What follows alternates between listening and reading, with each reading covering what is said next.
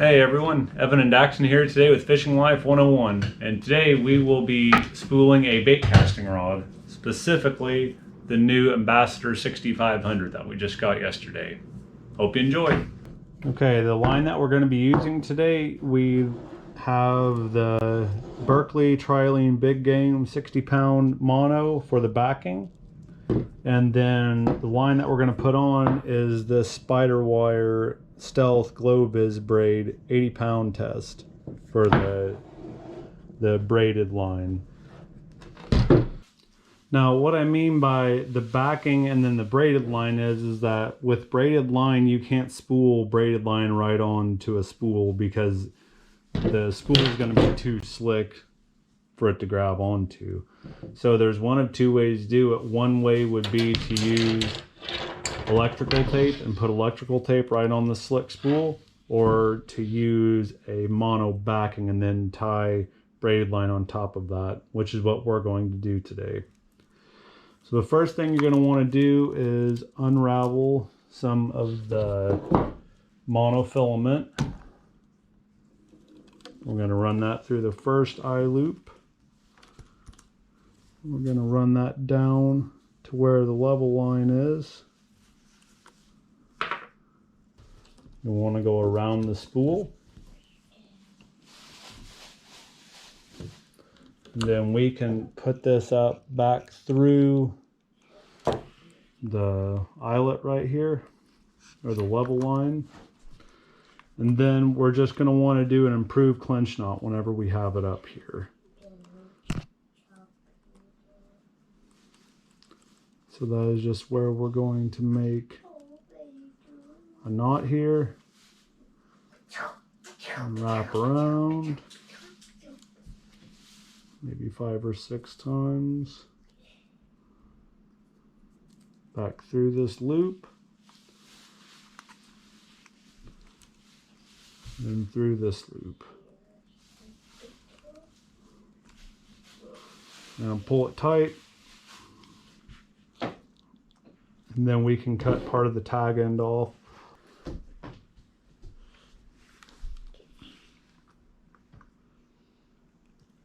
You'll want to cut some of the tag end off, but not all of it. You'll want to leave some of it so in case it slips a little bit, then it's not going to be unspooling on you. Then we're just going to want to make sure that the knot is cinched down all the way on the spool. And then we're going to start reeling. Cut a little bit more of the tag end off. Making some noise. Okay, so we have the tag end cut off. Now we're just going to reel.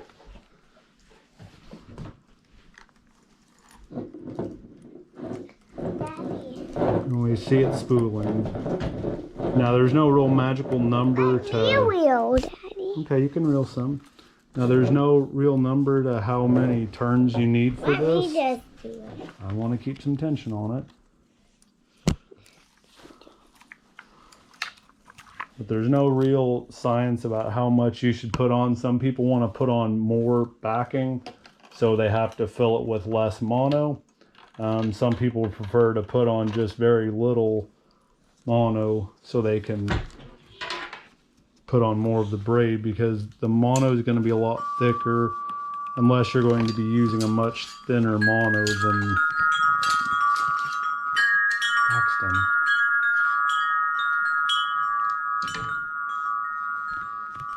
So once we have a little bit of it wrapped up, now once we have however much mono backing you're wanting, I probably put on around 15 yards of it. And then the next thing you're going to want to do is that you're going to have to cut the monofilament line. Now I will say one thing to make sure that you do is keep some tension on the line as you're reeling it in, so it goes on the spool nice. We're going to put the tape back over it.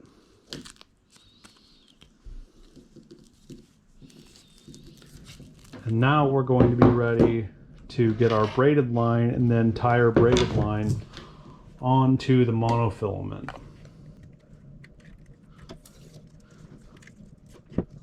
Put that over here. we're just going to take off some of the braid, take some of the braided wire, and then we are going to run that up through this first eyelet. Then this runs down. And then we are going to use that to connect to the monofilament wire inside. Now we're going to connect this by using a double uni knot, which should look like this whenever we're done with it.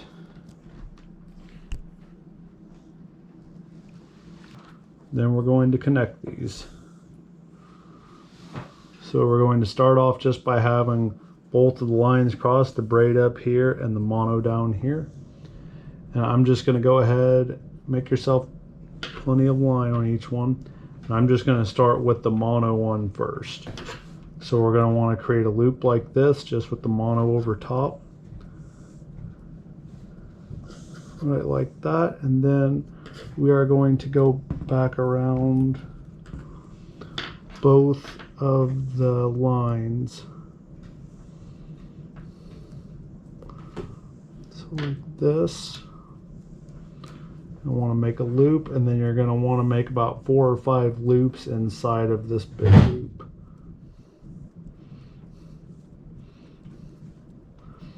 The heavy mono is kind of hard to work with, by the way. Want to pull this down some. Uh-oh. I did my...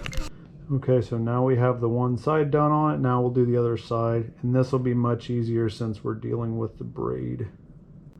So we're going to make our big loop, and then we're going to go around another 4 or 5 times.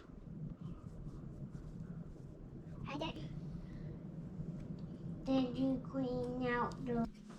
After we get the knot through the level one, then we are going to want to apply some pressure to the line.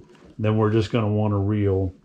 Now I have the line on just a kind of a simple jig that I made. It's just 1x4 pieces, and then cut a 5-inch piece and 2 3-inch pieces, and then I have a pencil through it, just so the spool has something to turn on easier. That could be something that you make with a circular saw or hand saw and just a drill. Now we're just going to spool the line, and while we keep a little bit of pressure on it.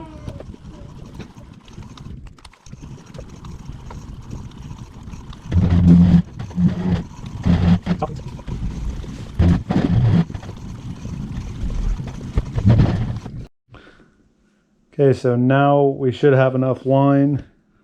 We have the spool pretty much filled, and then right here on the level one, that's just about touching it. So that's about how full you want to have these reels. Now the reason why we want to have them so full is because the reel is going to cast a lot better with it full.